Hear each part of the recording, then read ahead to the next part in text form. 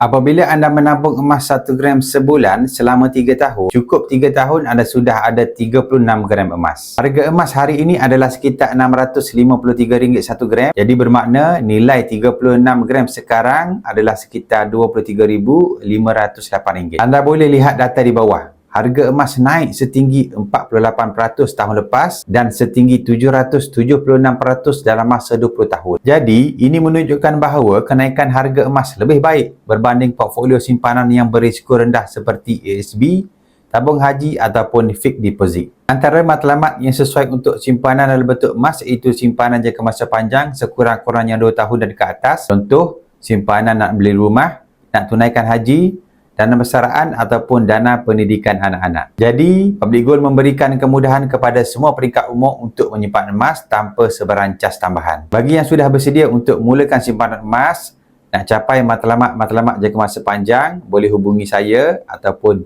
isi borang sign up. InsyaAllah saya sedia bantu sebaiknya.